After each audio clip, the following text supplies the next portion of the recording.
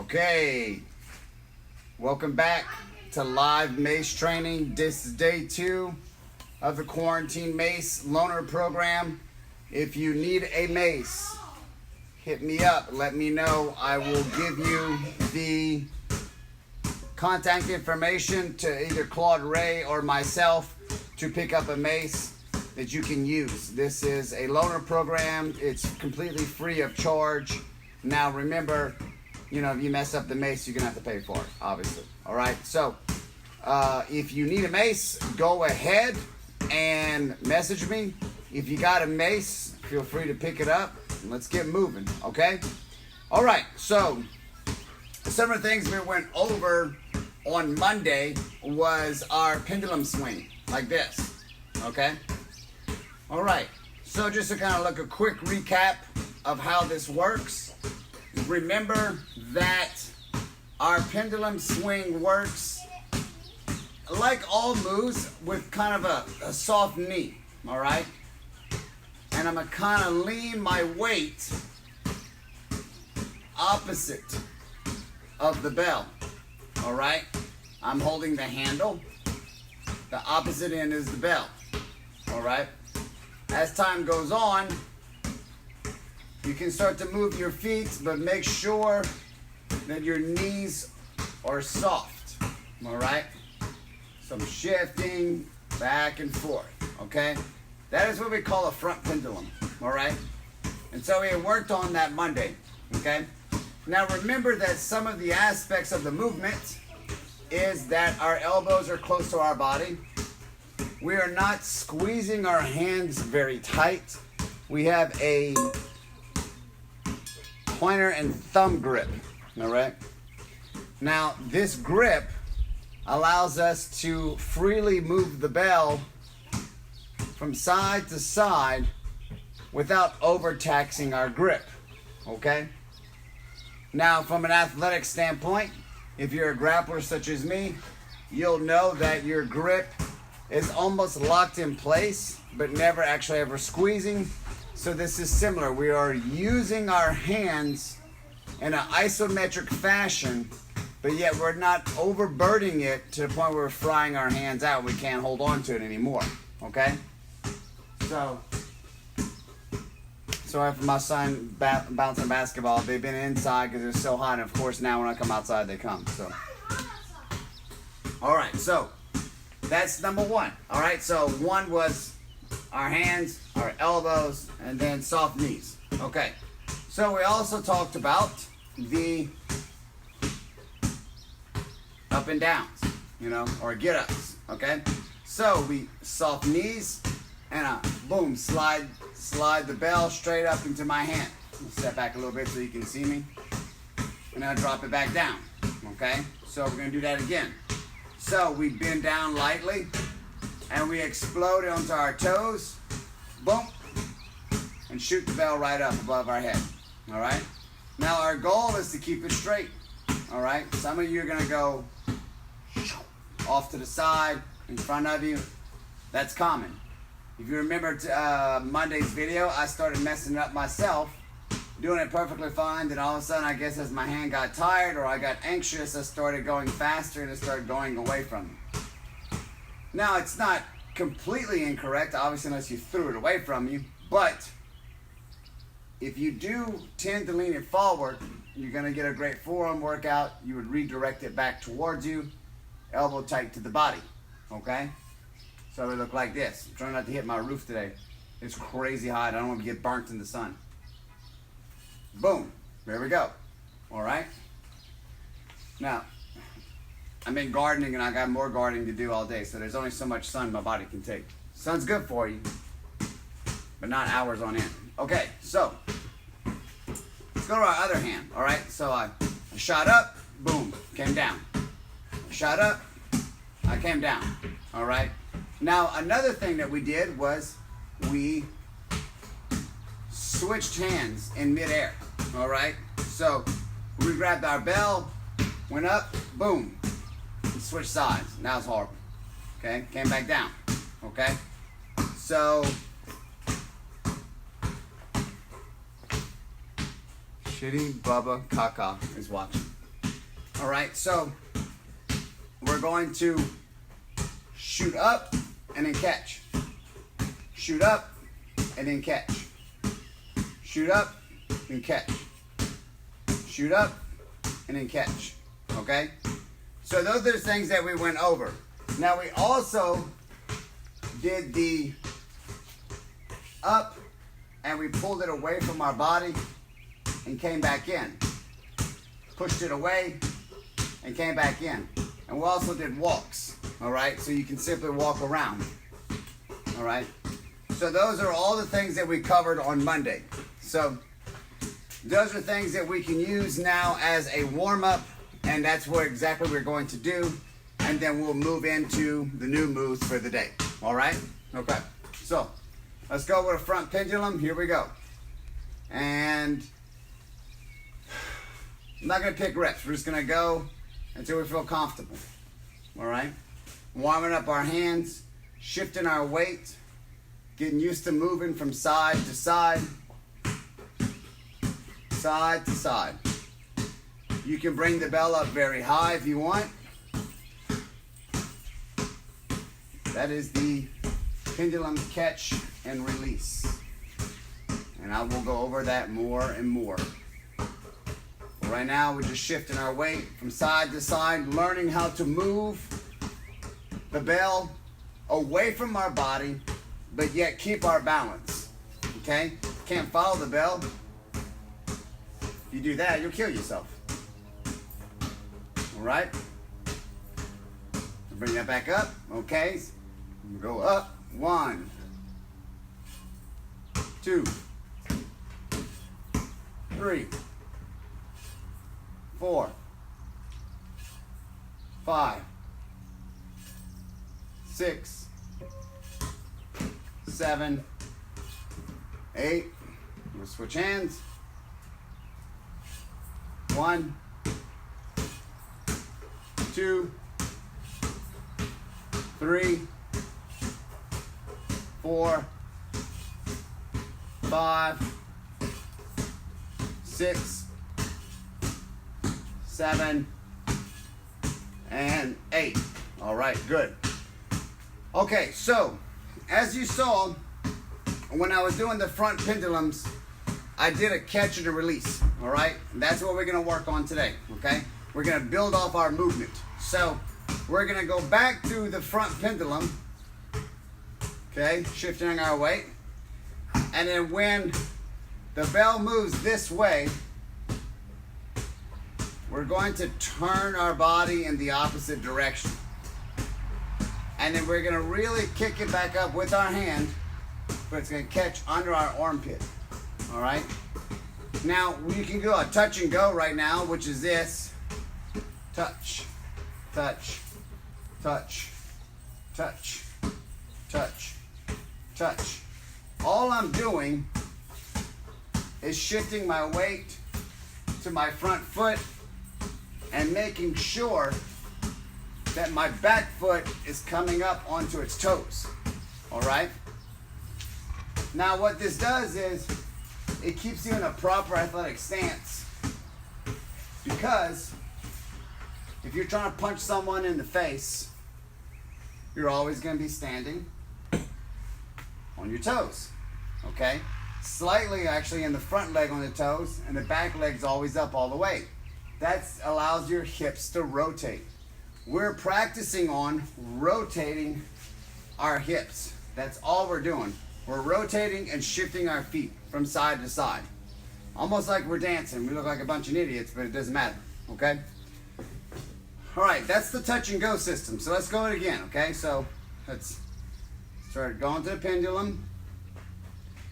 And then we're going to start shifting all the way, getting really high up.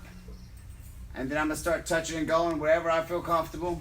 Boom, boom. I'm going to look completely sideways. I want to do the dance. Now, a lot of times, I have trouble turning completely sideways because I got bad equilibrium, or maybe just because I'm punch drunk. And so what happens is it makes myself dizzy. So sometimes I just turn my whole body from side to side and stare forward And that makes it a lot easier for me. Now this is the touch and go because we're touching and then we're going. Now we're going to do the catch and release. So the catch and release is a pause, okay?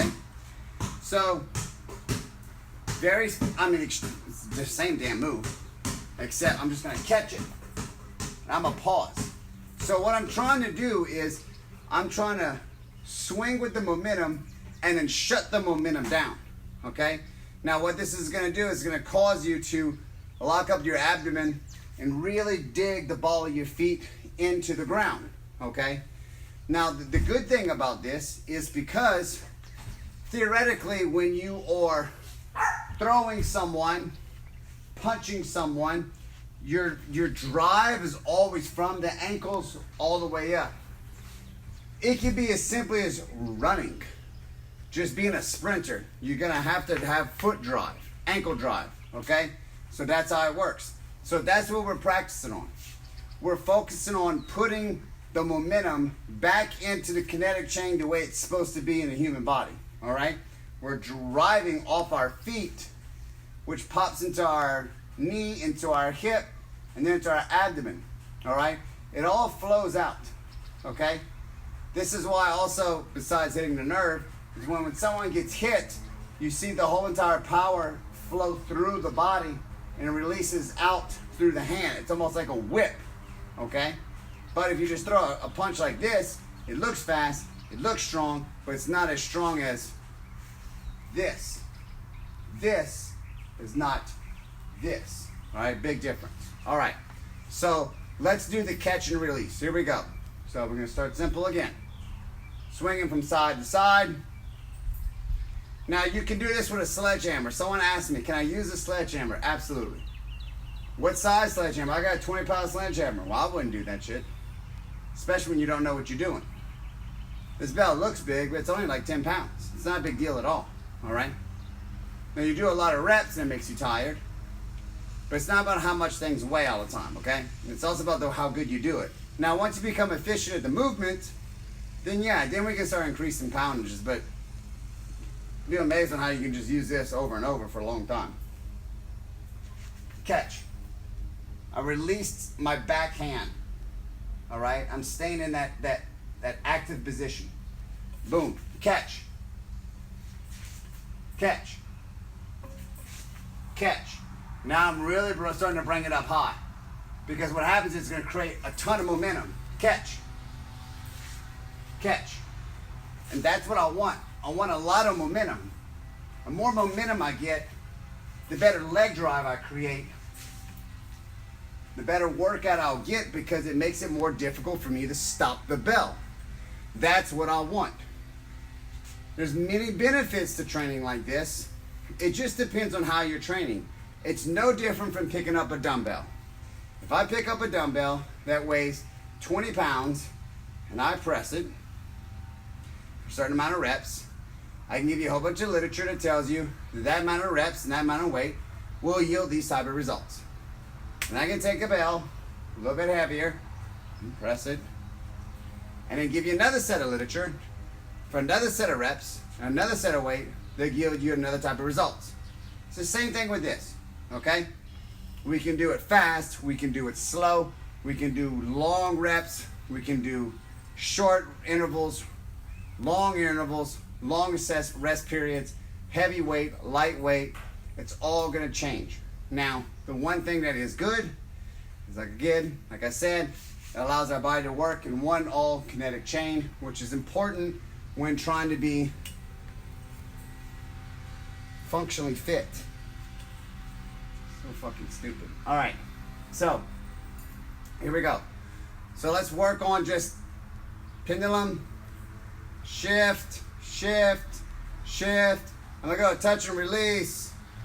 Touch, touch, touch, touch, touch, touch. I'm gonna go to catch. Here we go. Catch, catch, catch, catch, catch, catch. Hold, catch, hold, catch, hold. Okay, now, Some of y'all might be having forearm issues, so let's go ahead and shake them out. Remember, we shake our hands like this, not like this. It'll make it worse. You're gonna shake it out a little bit. Gonna shake it out.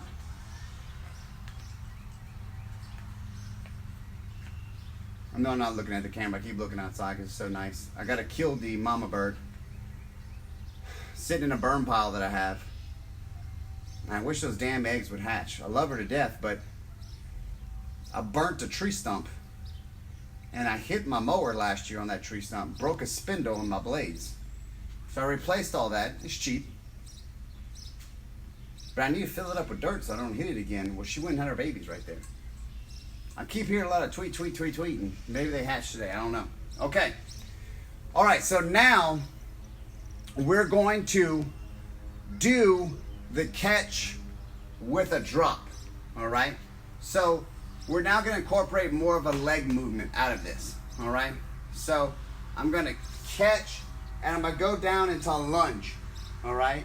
Now, I'm not lunging forward. I'm just dropping down. So if you want to call it a split squat, catch and split squat, catch and squat, catch and lunge, whatever, we'll call it that. I'm going to come up, boom.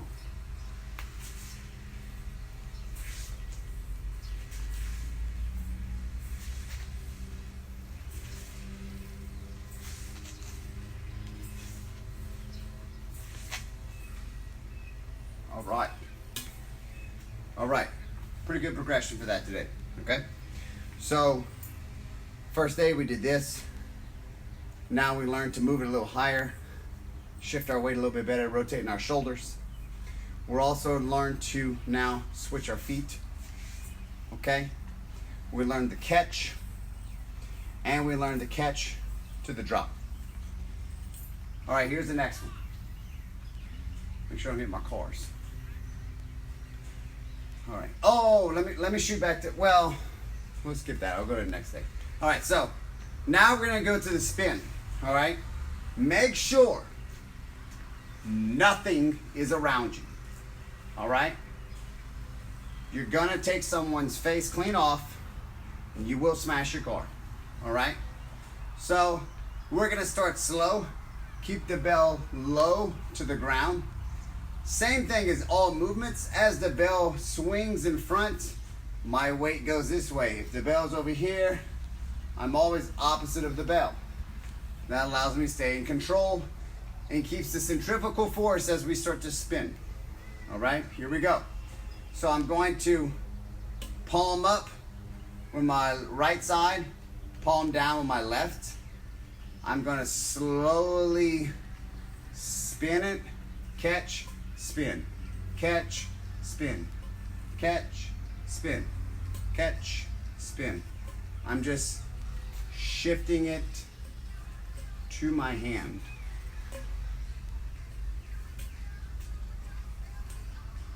As you start to put your hips into it, it's going to get faster. You don't really have to use your arms to make it faster. Your hips are going to make it faster. As I push my butt back and in, I squeeze my butt on the inside. And spin it the other way.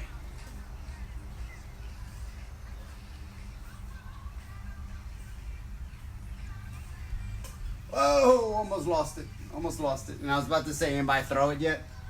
Okay. Check it out. Check it out. All right. We're going to try again. Okay. So I'm going to switch sides. Left hand, palm up. Right hand, palm down. I'm going to start from the back. It's like basically laying on my hip. Swing, catch. Swing, catch. Swing and catch. I'm basically catching it as I throw it to each hand.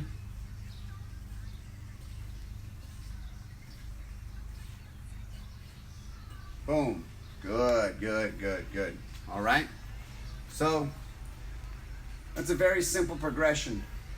I don't like to really show any more spin around the bodies until you've had 2 to 3 days to really work on that. So by today, Thursday, and Friday, that'll give you a third day of training. You will pick up on these movements easy, but at the same time, if I start creating more and more movements, it's going to be difficult. This is actually a very good time to learn this because it's fucking free. But when we do a level 1 seminar, we throw everything at once at you. Okay? So I got to remember to put the Mace manual that we give to the level 1 people inside the Outperform files. So look today or tomorrow at files at the top bar of Outperform, and then the Mace manual will be up in there. All right. So once again, we're going to shift our weight away. We're going to spin it around the body, and we're going to catch and release. Catch and release. And you can simply just time yourself, or just... That's what happens. That's what happens. That's why I said make sure nothing's around, okay? So you can simply time yourself or count the touches or count the catches, count the spins, whatever you want, all right? And then repeat it back onto the other side. Now, the maces are powder coated, so as your hand starts to sweat, it will start to slide out like you just saw. You can use baby powder or chalk powder for like working out, and that'll help keep your hands dry and absorb the moisture. But theoretically, all you have to do is just spin and catch. Spin and catch. So I'm tossing it mid-air to this hand. If you're uncomfortable with that, then just go really slow. Keep it low if you need to, and then pass it to your hand. Pass it to your hand. Pass it to your hand. Okay? Now, the faster you go, sometimes a lot easier these exercises will be. So, all right, let me get the mace.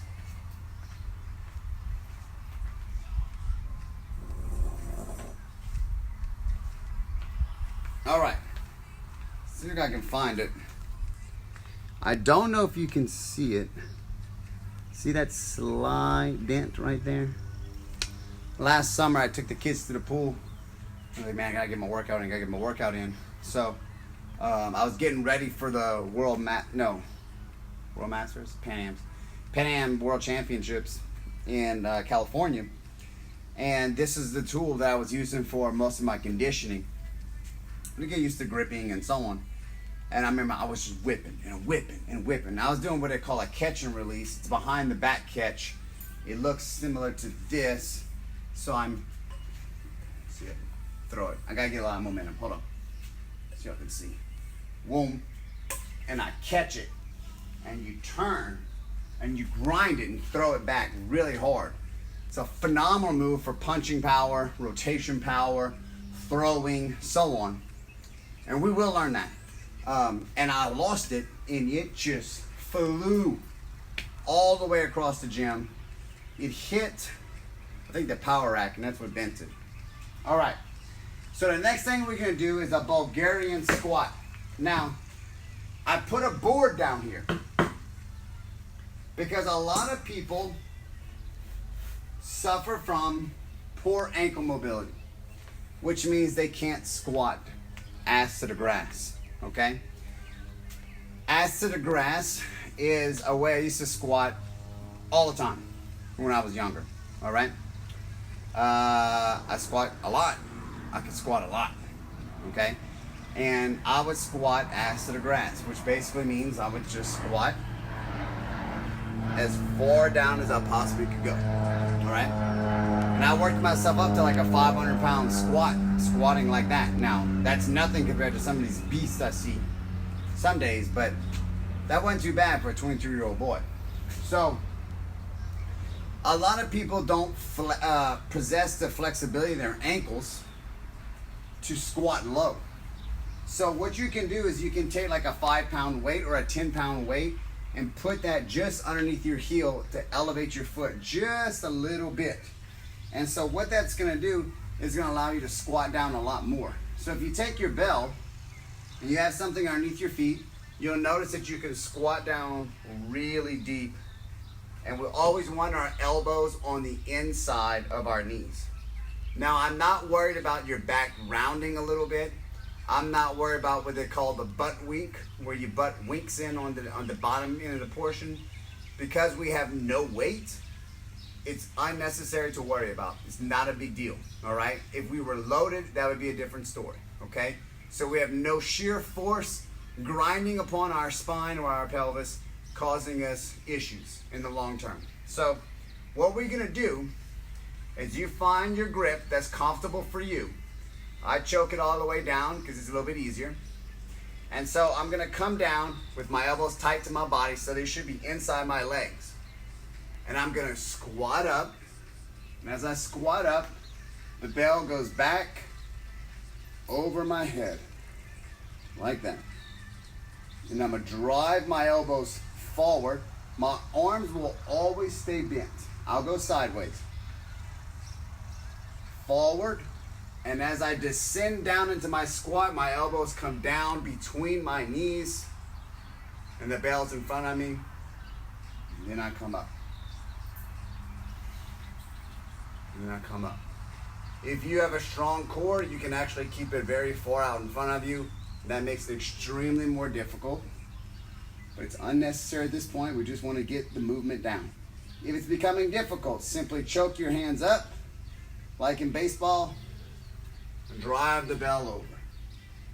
Back, and really let your elbows sink as far back as possible behind your back. Like that. All right? I'll show you from the front now. Make sure you can see me good. Okay? All right? Your feet are about shoulder width. Your feet can be any width. Every time you move your feet, your squat pattern changes. It works it just a little bit differently. Okay? So I'm going to make sure I don't hit nothing. Over, boom. You would probably be more like this, close to your body. You can even make it a little bit difficult. You can come down in a diagonal like a sword. I call those samurai squats. I made that name up because I'm so freaking cool. Of course, I'm anal retentive, so make sure I do it on the same amount on the other side.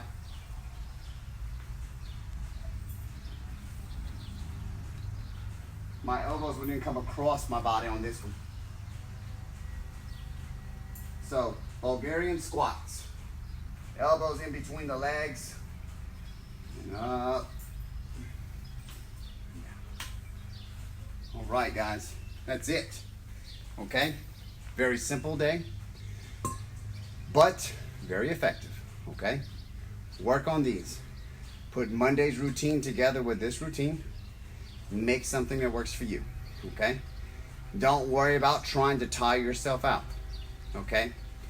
Don't try to make this into a exhausting, I cannot breathe workout right now. Okay?